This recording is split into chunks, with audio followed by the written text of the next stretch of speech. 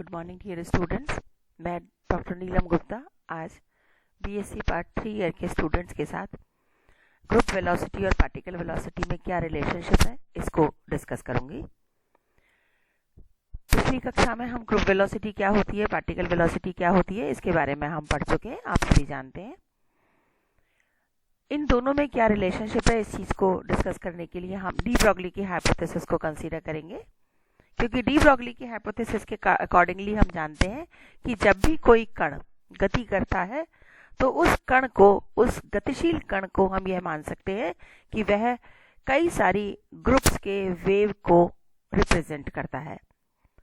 So according to de Broglie's hypothesis, what we can consider that a moving particle with a velocity v can be considered as consist a group of waves.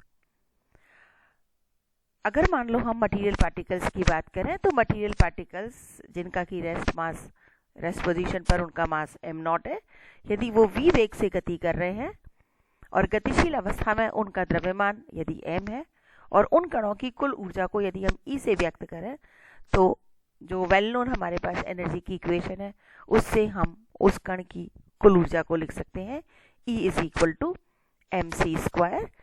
m हमारे पास गतिशील स्थिति में कण का द्रव्यमान है। यदि हम रिलेटिविस्टिक इक्वेशन कंसीडर करें तो m को हम रिप्लेस कर सकते हैं m0c² upon √1 minus v² upon c²।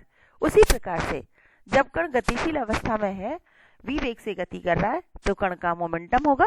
कण के मोमेंटम को हमने रिप्रेजेंट किया p से, और हम जानते हैं संवेग जो है वो क्या होता है, द्रव्यमान और वेग का गुणनफल है। तो p = mv कर सकते हैं हम, और m = m0v upon √1 minus v² upon c²। As soon as, according to de Broglie's hypothesis, when the particle is moving with the velocity v, it consists or it may consist a group of waves. That means we can also calculate or consider the frequency of the associated wave with the moving particle. Let the frequency of the associated wave is represented by nu. So we can write that nu is equal to E upon h, or this h cross. So it is equal to mc². So we'll substitute the value of E as m0c² upon √1 minus v² upon c² from here. So it is equal to E is equal to m0c² upon h √1 minus v² upon c². Now we consider as omega is equal to 2 pi nu. I'm sorry, here I should have to write omega is equal to 2 pi nu, or as soon as when we put omega is equal to 2 pi nu, the value of right hand side में हमारे पास आ जाएगा 2 pi m0c² upon h √1 minus v² upon c². As because it is not showing in this PPT, so you just write down. I can again repeat this expression that the angular frequency of wave is denoted by omega, and this omega is equal to 2 pi nu, that is equal to 2 pi m0c² upon h √1 minus v² upon c². Or we differentiate this term, omega is equal to 2 pi m0c² upon h √1 minus v² upon c². We are differentiating this equation with respect to v. We will get 2 pi m0c², because this is the term which I told you is differentiate by u upon v method.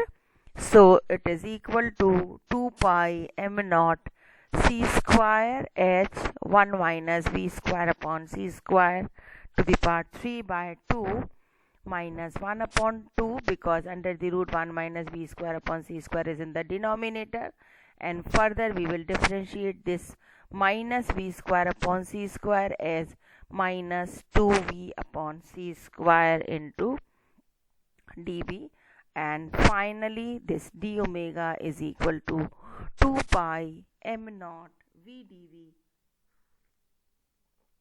upon h 1 minus v square upon c square to the power 3 by 2.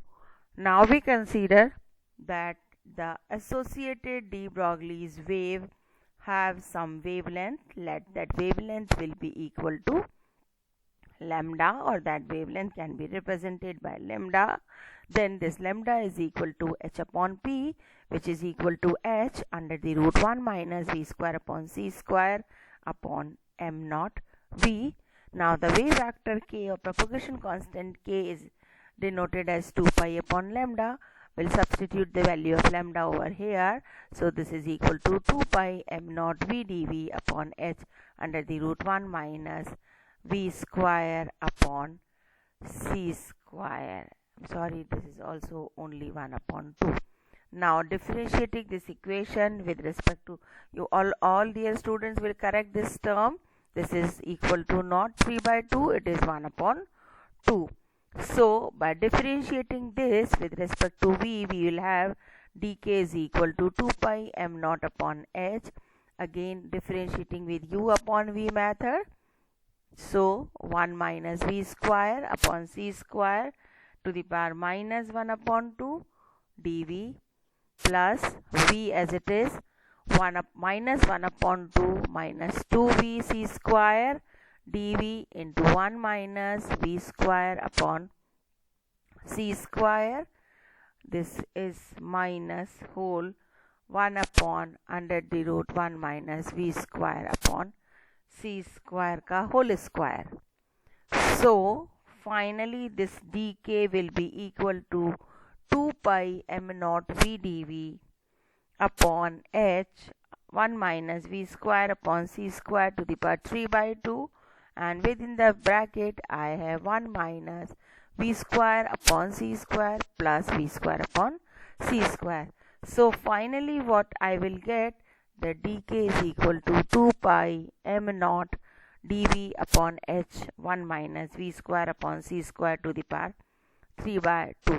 So dividing equation number 1 by equation number 2, and I will get d omega upon dk is equal to k. What is this d omega upon dk? It is the group velocity of the associated wave.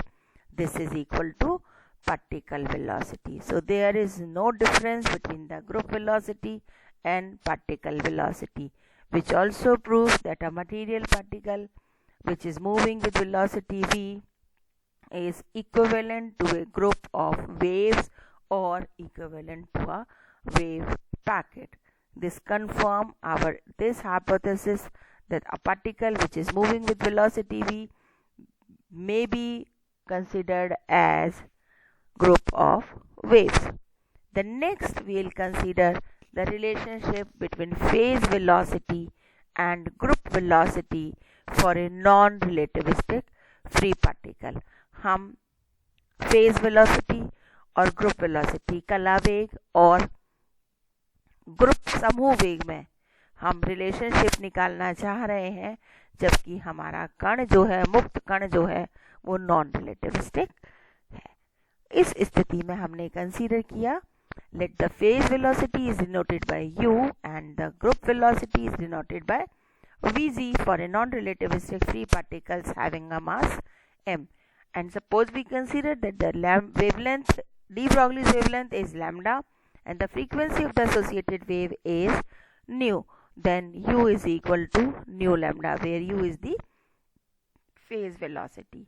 Now the wavelength according to de Broglie's hypothesis is considered as equal to h upon m vg. As we consider a non-relativistic free particle, then the total energy is only the kinetic energy, that is equal to 1 upon 2 m vg square. As we know, energy is equal to h nu, so this nu is equal to E upon h. By substituting the value of E over here, so I will get nu is equal to 1 upon 2 mvg square upon 2h. You just consider all these three equations, I'll get nu is equal to 1/2 mvg square upon 2h.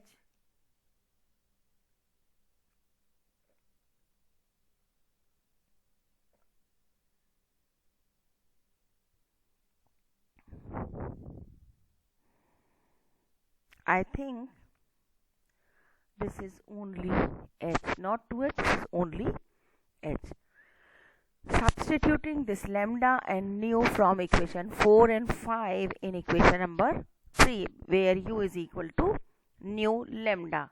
So u is equal to 1/2 mvg square into h, this 2 is wrong, into lambda is h upon mvg, so this is equal to 1/2 into vg.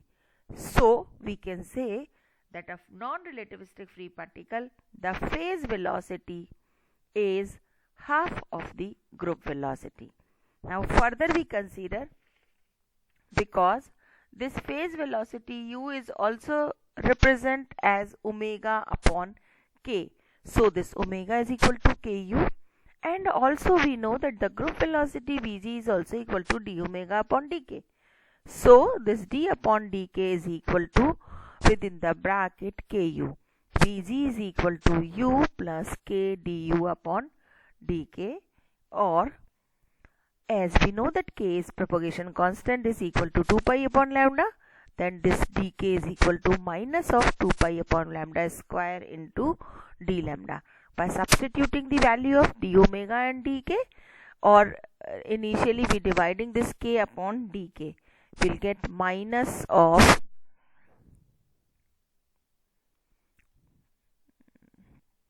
we come on the next page, that k upon dk. If we divide this k by dk, 2 pi will cancel out with this 2 pi, so minus lambda upon d lambda. Now we will substitute this value of k upon dk in equation number 6. This is equation number 6. So in this equation number 6, we will substitute the value of this k upon dk. So our vg is equal to u minus lambda du upon lambda. So this is another relationship between the phase velocity and group velocity. Now we will consider that the phase velocity of the associated wave is always greater than the velocity of light in vacuum, as according to de Broglie's wave, which is associated with a moving relativistic free particles or a moving relativistic particle of rest mass m0, naturally by the moment the particle or the wave have the momentum p, in that case the total energy is E is equal to m0 square c4 plus p square c square to the power 1/2, as the phase velocity u is equal to E upon p. So this is equal to m0 square c4 plus p square c square upon p square to the power 1/2, or u is equal to, we can take c square common out, so finally the out of bracket we have c m0 square c square upon p square plus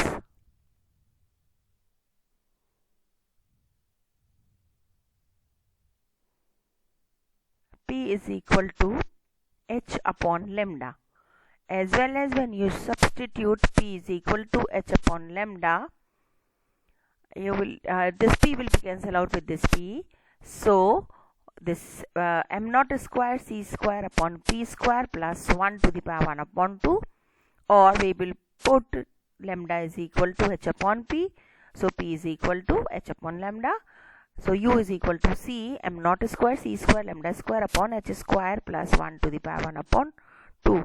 Since in this equation number 7, the first term of the bracket m0 square c square lambda square upon h square is always a positive quantity, so for non-zero values of m0, that means यदि हम कोई ऐसे कण को consider करें कि जिसका rest mass 0 के बराबर नहीं हो, उस स्थिति में आइदर m0 0 के बराबर नहीं हो और वेवलेंथ 0 के बराबर नहीं हो, उस स्थिति में जो एसोसिएटेड वेव की फेज वेलोसिटी है that is always greater than the velocity of light in vacuum. What is the meaning of this full sentence that the phase velocity of the associated wave is greater than the velocity of light in vacuum?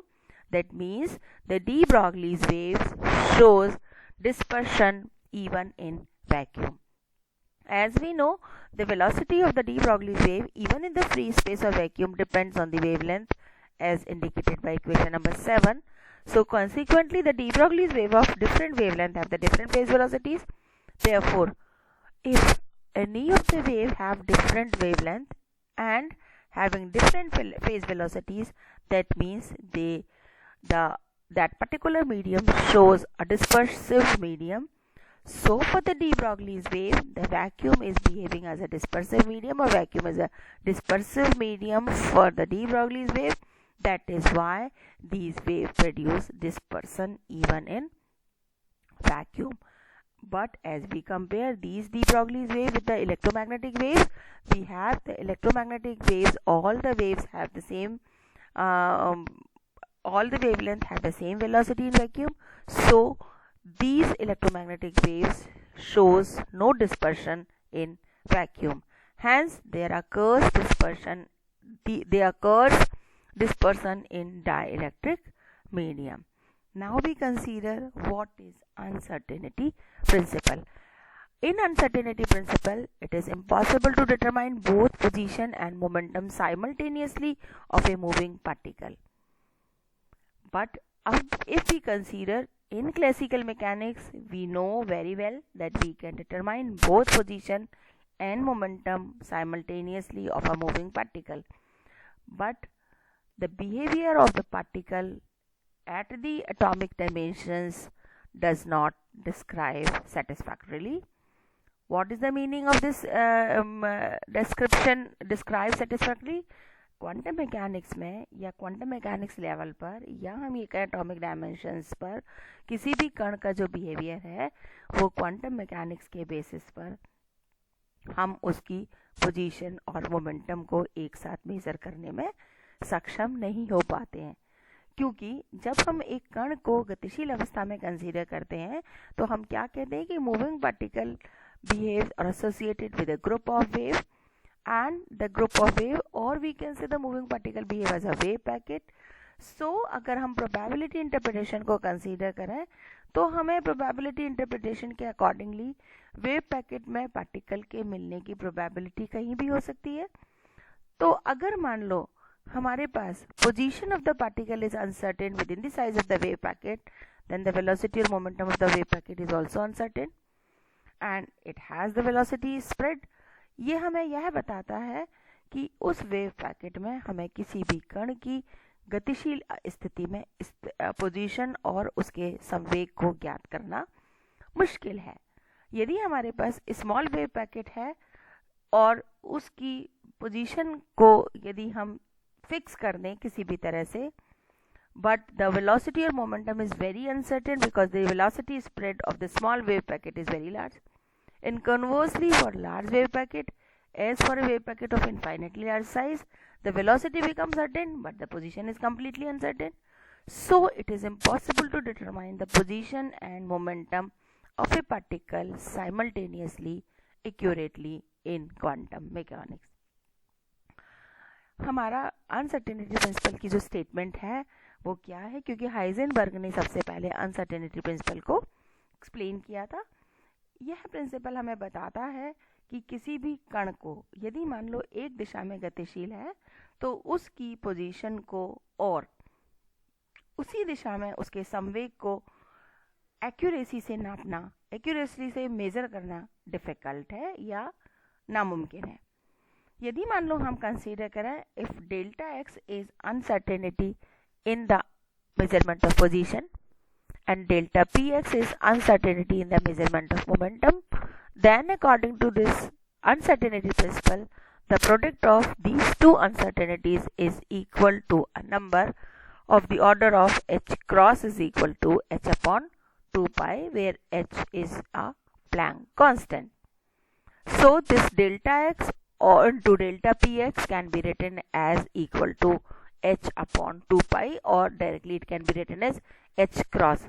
Similarly, if the particle is moving along the y-axis or along the z-axis, the corresponding momentum can be represented by momentum component py along the y-axis or pz along the z-axis. So delta y into delta py is also equal to h cross, and delta z cross delta pz is also equal to h cross.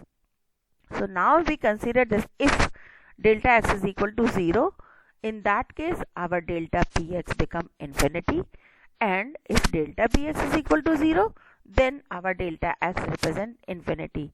What it shows, according to this equation, is smaller the value of delta x, we can determine the position. That means larger in the value of delta px. Larger in the value of delta px shows the less exactly we can determine the momentum, or vice versa. So this relation shows that it is impossible to determine simultaneously both the position and momentum of the particle accurately. This relation is universal and is applicable to all canonical conjugate physical quantities in the classical sense, like position and momentum, energy and time, angle or angular momentum, etc. Now we consider that if delta E is the uncertainty in determining the energy of the system and delta T is uncertainty in determining the time, then this relationship shows delta E into delta T is equal to h cross, and this relation is known as the time energy uncertainty relation. So now we consider what is the exact statement of the uncertainty principle.